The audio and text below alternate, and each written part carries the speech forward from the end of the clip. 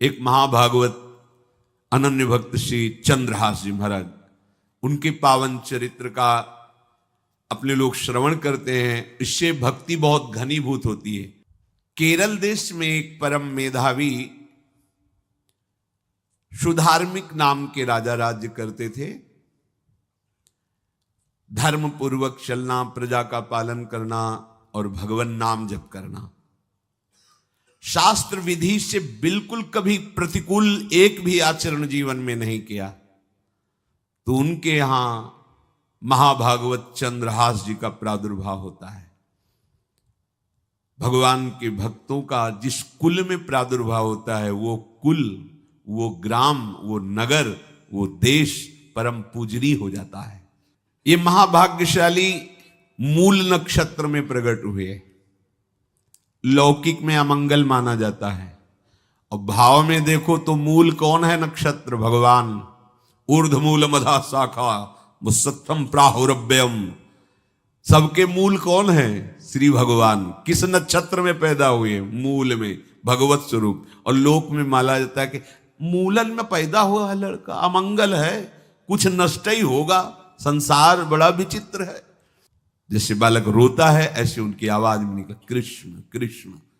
बड़ा आनंद हुआ सुधार्मिक राजा को कि हमारे कोई महाभागवत पधारा है, क्योंकि ये भजन करके पूर्व जन्म में ऐसी भागवती की स्थिति प्राप्त की कि अबोध अवस्था में ही श्रीमुख से कृष्ण नाम निकल रहा है।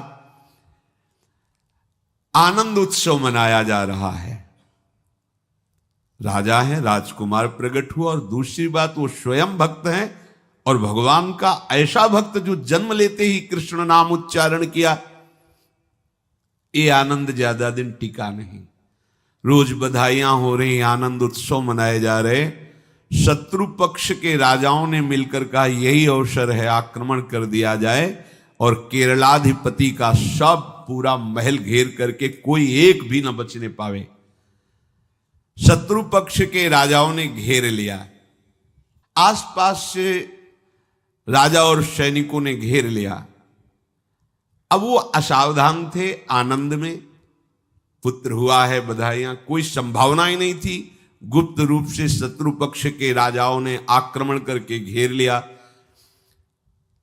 अब राजाओं की कई सेनाएं और इनकी असावधानी पूर्वक आनंदमयी वृत्ति में कोई पहले से पता हो तो तैयारी करते, तत्काल आक्रमण को रोकने का प्रयास किया पर असफल रहे।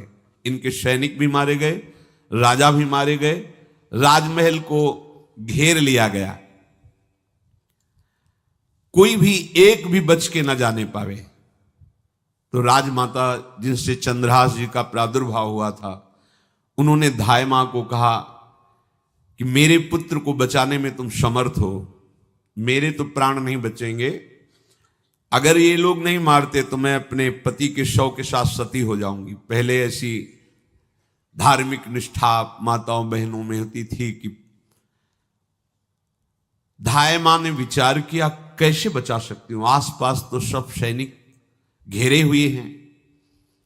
तत्काल उसने विचार किया कि अगर हम इनको राजकुमार की तरह ले जाती है तो हमें भी मारा जाएगा और इनको भी मारा जाएगा। देखो कितनी विपत्ति जन्म लेते हैं। कोई प्रश्न कर सकता है कि महाभागवत जिनके घर में प्रकट हो तो वहां धन वैभव सुख संपत्ति बढ़नी चाहिए, यहां तो जन्म से ही जैसे वहां माता पधार, ये क्या है? तो श्री भगवान स्वयं कह रहे हैं यस्य तुष्टो रहम पार्थ वित्तम तस्य हराम्यहम करोमि बंधु विच्छेदम सच कष्टेन जीवति। हे अर्जुन, मैं जिस पर बहुत प्रसन्न होता हूं, आप अपने ऊपर भगवान को बहुत प्रसन्न करना चाहते हैं, बहुत प्रसन्न करने में ये है, देख लो। कह रहे जिस पर मैं बहुत प्रसन्न होता हूं सबसे पहले उसका ऐश्वर्य नष्ट करता हूं, फिर क्या करता हूं? फिर बंधु बांधवों का, फिर क्या करता हूं? असाध्य रोग उसके शरीर में। बोले महाराज जी तुम प्रसन्न हुए हो कि पूरे के पूरे नाराज हो गए हो? बोले यही मेरी प्रसन्नता है। क्या? माया का नाश। अब एकमात्र भरोसा केवल भगवान का, दूसरा कोई नहीं। ये सबको पसंद नहीं आएगा। सब तो उस भगवान की भक्ति चाहते हैं कि अगरबत्ती धूप बत्ती तन मन धन सब तेरा, स्वामी क्या लागे मेरा। पर अंदर से कह रहे सब तन मन धन सब मेरा, क्या लागे तेरा। ऐसे तो चलेगी भक्ति। लेकिन कई बार सत्संग में पीछे धाम में कहा था कि भगवान को रिझाकर लोक मांगोगे तो चैन से रह लोगे, और अगर उनसे प्यार करने की बात मन में ठानी कि बस मुझे केवल आपकी आंखों में आंखों को मिला करके जीवन व्यतीत करना है, मुझे और कुछ नहीं चाहिए, तो फिर लाडले आपको दुशरिहा का कोई आश्रय रहने नहीं देंगे। ध्यान रखना, जितने दुशरिहा होंगे तो ये बर्दाश्त हो तो कदम आगे बढ़ावे। बहुत प्रसन्न हो जाओ ठाकुर हम पे तो कह रहे यस्य तुष्टो हम पार्थ वित्तम तस्य हराम में हम करोमि बंधु विच्छेदम सच कष्टेन जीवती। जितनी श्वासें रहेंगी भयंकर कष्ट में उसको व्यतीत करने के लिए दूंगा। ये दंड नहीं है, ये पुरस्कार है। अनंत जन्मों का हिसाब बराबर करके कहीं इसकी वृत्ति मेरे से हट न जाए, ऐसे घेरे में डाल के अखंड चिंतन करवा के सजयति जयति जग उच्चरे। जाको करत श्याम सहाई प्रथम बरनो कृपा क्रम हो विषय मूल गवाई। कुल कुटुंब बल वित्त हीनो दीन के दुखदाई। आपने को करजु लीनो आप ही अपनाई। कह रहे हैं अब मैं वर्णन करता हूं श्याम सुंदर जिस पर कृपा करते हैं उस पर कैसा बर्ताव करते हैं। बोले सबसे पहले उसके विषय भोगों का नाश कर देते हैं। फिर दूसरी कृपा कोई परिवार का, कोई मित्र, कोई रिश्ते नातेदार उसकी तरफ देखेगा भी नहीं। फिर ऐसा दुख प्रदान करते हैं कि केवल एक भरोसा रह जाता है, एक भरोसा, एक बल, एक आस विश्वास, बस नाथ आपके सिवा अब हमारा कोई नहीं। बस वहीं से जो चमत्कार प्रकट होता है, त्रिभुवन में कोई उसकी समानता नहीं कर सकता जिस पर ठाकुर की कृपा है। पर इस कृपा को हजम करने के लिए इसीलिए संत संग किया जाता है कि पहले से वो तैयार कर देते हैं। जैसे आर्मी की ट्रेनिंग होती है ना, ट्रेनिंग के बाद भी बॉर्डर में लगाया जाता है, ऐसे ही संतजन ये ट्रेनिंग देते हैं। अब जो टिके तो टिके, नहीं तो घर बैठे जाके। और अगर टिक गया तो गुरु मेहरबान, तो चेला पहलवान, भगवान भी परास्त नहीं कर सकते। उसमें ऐसी सामर्थ्य आ जाती है कि हर प्रभु के द्वारा दिए गए विधान को हंस करके स्वीकार कर लेता है। और ऐसा नहीं कि उसको कष्ट होता है। ये लोक भाषा में भगवान कह रहे हैं सच कष्टेन जीविता। नहीं तो जिस चिदानंद में वो सुख भोगता है वो ब्रह्मा को भी नहीं प्राप्त है जो भक्त को प्राप्त होता है। भक्त का वैभव दिव्य होता है, चिदानंदमय होता है। ये तो पापियों के पास भी वैभव है, रुपया पैसा कुटुंब परिवार। भगवान के दास के पास जो वैभव होता है वो अचिंत्य है, तुम चिंतन भी नहीं कर सकते, ऐसा वैभव होता है। धाय माने सेविका का रूप तत्काल लिया, जैसे पोछा झाड़ू लगाने वाले, और कुछ दोने पत्तल डाले, उनके नीचे चंद्रहास जी को डाला, ऊपर से करके इसे माथे पे रख के निकली। सैनिकों ने पूछा इसमें क्या है, तो उनका राजघराने के दोने पत्ते जूठे दिखा। ऐसे नीचे किया तो देखा सब ऊपर जूठन पड़ा। हाँ चल निकल, जल्दी भाग यहां से निकल। बस वो भागी, बचा ले गई। वो कुंतलपुर पहुंची और वहां के जो मंत्री दृष्ट बुद्धि थे उनसे प्रार्थना की कि मैं सेवा कला में बड़ी प्रवीण हूं और ये मेरा पुत्र है, अगर आपकी कृपा हो जाए तो कुछ समय के लिए हम आपकी सेवा में, महल सेवा में रहेंगी और हमारे पुत्र का पालन पोषण हो जाएगा। उनकी परीक्षा ली गई तो राजघराने की सेविका थी, परम प्रवीण थी, पर उन्होंने ये परिचय नहीं बताया। विधि विधान से राज्य की सेवा में प्रवीण दासी पाकर उसको अच्छा लगा, ठीक है आप रह सकती है। अभी चंद्रहास जी 3 वर्ष के ही थे कि धायमा पधार गए और ये हर समय कृष्ण कृष्ण कृष्ण कृष्ण कृष्ण नाम इनके चलता रहता था। अब जो उनका दुलार करने वाली थी धायमा, वो भी पधार गई तो कौन उनकी तरफ देखे। पर बहुत ही गौर वर्ण, बड़े ही सुंदर, अब वो गलियों में भटकने, निकाल दिया महल से जब धाय माँ मर गई, क्योंकि धाय माँ की सेवा कारण उनको रखा गया था। 3 वर्ष के बालक गलियों में, तो कोई भी माँ देखती उनको तो कोई उनको वस्त्र पहना देती, कोई भोजन करा देती। ऐसे ही भगवान के भक्तों की बड़ी विचित्र लीला होती है।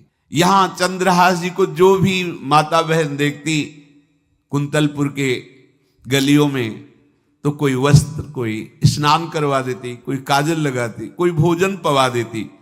परमहंसों जैसा जीवन कट रहा है। कृष्ण कृष्ण कृष्ण कृष्ण। 14 भुवनों में जिनकी अव्याहत गति है, जो सबको देखते रहते हैं, श्री देवर्षि नारद जी। ये कृष्ण कृष्ण बोलता है बालक, और इसका हरि के सिवा कोई नहीं। तो एक दिन एकांत में बैठे हुए थे बालक चंद्रहास जी, नारद जी पधारे हैं, भाई जी से मिले हैं। स्वप्न में कितने महापुरुष मिलते हैं जो भजन ठीक से करते हैं, ये बड़े बड़े महापुरुष आकर के उपदेश करते हैं। ये त्रिकाल सत्य हैं, कोई ऐसा नहीं है कि ये कहानी हैं, अभी हैं। जहां आप भगवत चिंतन करेंगे तो आपको परिचय बड़े बड़े महापुरुषों का मिलने लगेगा। नारद जी आए तो देखा आंख बंद की हुई चंद्रहास जी कृष्ण कृष्ण कृष्ण कृष्ण कृष्ण ऐसा उच्चारण कर रहे। त्रिकालज्ञ सर्वज्ञ नारद जी ने देखा कि ओहो, इतना छोटा बालक और कृष्ण कृष्ण बोल रहा है। नारद जी ने स्पर्श किया दुलार करते हुए, सुनो आंख खोलो। आंख खोल के देखा श्री देवर्षि नारद जी। नारद जी ने कहा, देखो हम तुमको एक अमोघ वस्तु देते हैं, और एक छोटी सी शालिग्राम की, इतनी बड़ी शिवग्रह शालिग्राम का जो वो दिया। बोले धो के पी लेना और दिखा के पा लेना, यही तुम्हारी सेवा पद्धति है। अर्थात स्नान करा दिया और जो तुम्हें मिले इनको अर्पित। तो उन्होंने विचार किया कि धोने के लिए, स्नान कराने के लिए पात्र चाहिए, भोग लगाने के लिए पात्र चाहिए। तो जैसे कोई पान की बीड़ी नहीं, तो ऐसे कपोल में शालिग्राम को रखे रहते, कोई पात्र ही नहीं, कोई सिंहासन ही नहीं। यही धुल गए, चरणामृत अंदर जा रहा, जब पाएंगे तो यही पा लेंगे, साइड में ऐसे करके फिर निकाल के धो। यहां कपोल में रखते छोटे से शालिग्राम चंद्रहास जी। और उपदेश किया भगवान के मंत्र का।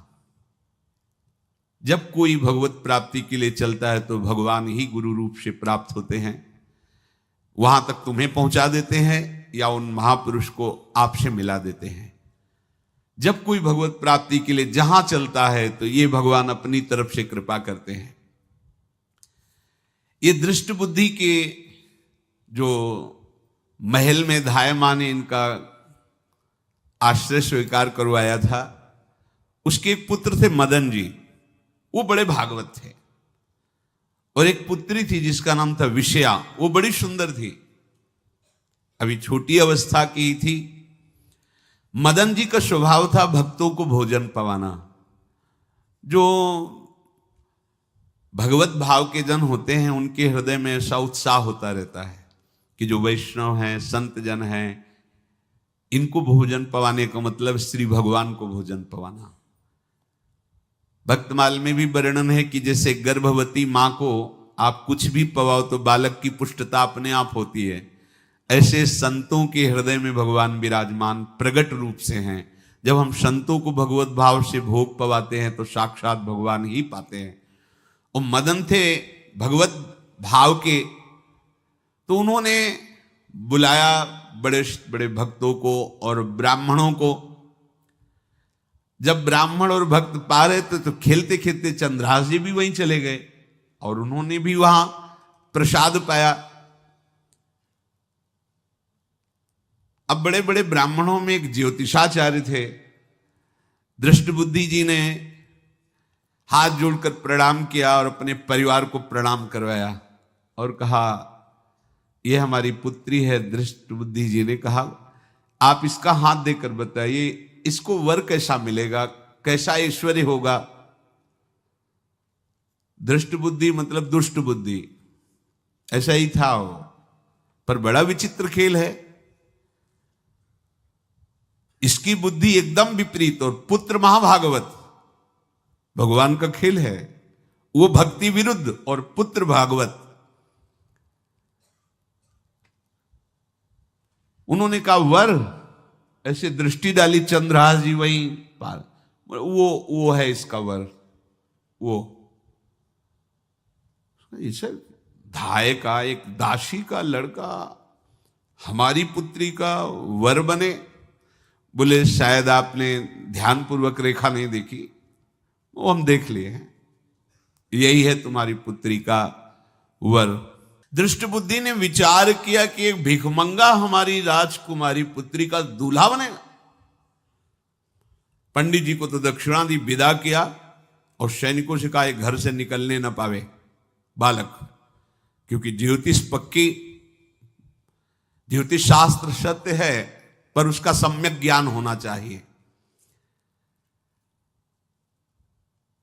भला मुझ सम्राट के मंत्री की पुत्री, वो महामंत्री हैं दृष्ट बुद्धि, और ये एक भिखमंगा कैसे हो सकता है? बड़ा हृदय में जलन हुआ, ये तो बड़ी अपकीर्ति और दुर्भाग्य का विषय होगा, इसी को मरवा डालते हैं, काम खत्म हो जाएगा। निश्चय किया और जल्लादों को बुलाया और कहा ये बालक जो पंगत में भोग पा रहा है, इसको ले जाओ और जंगल में मार के, और इसका कोई अंग हमें काट के दिखाओ कि हम मार, मतलब पक्का मार देना है। क्योंकि वो इतने सुंदर थे, इतने सुशील थे, इतने प्यारे लगते थे कि कोई भी मारने के लिए तैयार। इसीलिए उसने शर्त रखी, इनका अंग काट करके हमको प्रमाण में दिखाया जाए कि मार दिए गए हैं। चांडालों ने हाथ पकड़ा, चंद्रहास जी को ले गए। चंद्रहास जी का स्पर्श करते ही उनको ऐसा दुलार होने लगा हृदय में, जैसे मां को अपने बच्चे से दुलार होता है। स्पर्श करते, दरस परस अघनाश, भक्त का स्पर्श ही पापों का नाश कर देता है। वो दो जल्लाद आपस में कहने लगे भाई जीवन हो गया लोगों को मारते हुए, कभी कोई पुण्य का काम नहीं किया। ये देखो भक्त संग का प्रभाव।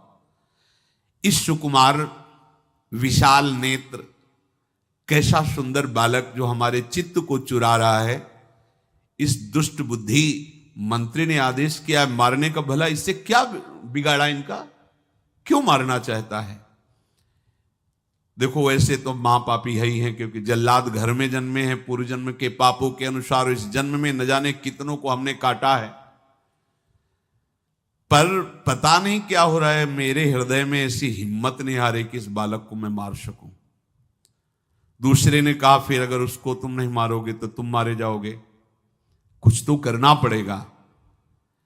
नहीं नहीं, इस छोटे से बालक से क्या किसी को नुकसान। एकांत जंगल में ले गए और कहा तुम जानते हो हम तुम्हें किस लिए लाए हैं? चंद्रहास जी बालक थे, 5 वर्ष की आयु अब हो गई थी। तो उनका मुझे पता नहीं कि आप क्यों लाए हैं। बोले हम जल्लाद हैं, तुम्हें मारने का हुक्म दृष्ट बुद्धि ने दिया है, मारना तो पड़ेगा ही तुम्हें। हमारी इच्छा नहीं कि मारें, पर हम तुम्हें अंतिम बात पूछते, तुम्हें कुछ भी पसंद हो, कुछ भी, तो तुम कहो हम तुम्हारे लिए ला के देंगे, जो तुम्हें चाहिए बोलो, पर हमें वध करना पड़ेगा तुम्हारा। तो उनका मुझे कुछ और नहीं चाहिए, बस थोड़ा सा समय चाहिए। यदि आप मारना ही चाहते हो तो थोड़ा हमारी पूजा है हम कर ले, इसके बाद मार लीजिए। आपको तो बल है, अस्त्र हैं, मैं तो बालक हूं। उनका हां हम तुम्हें समय देते, तुम किसी को पुकार भी सकते हो, जो तुम करना चाहो कर सकते हो। चंद्रहास जी का मुझे मृत्यु का भय नहीं, बस कुछ समय दे दे। पूरा महाभारत हो गया था, टिटिहरी के अंडे नहीं फूटे थे। वहीं टिटिहरी का, तो टिटिहरी एक पक्षी होती है ना, टे टे करके उड़ती है, तो उसके अंडों के ऊपर एक हाथी का घंटा हुआ, गिर गया ऐसे।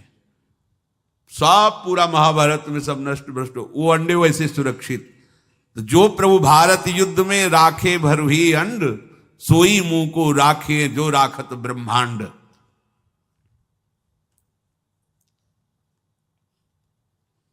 मैं तो अनाथ हूं, श्री कृष्ण के सिवा कोई मेरा है नहीं, मैं किसको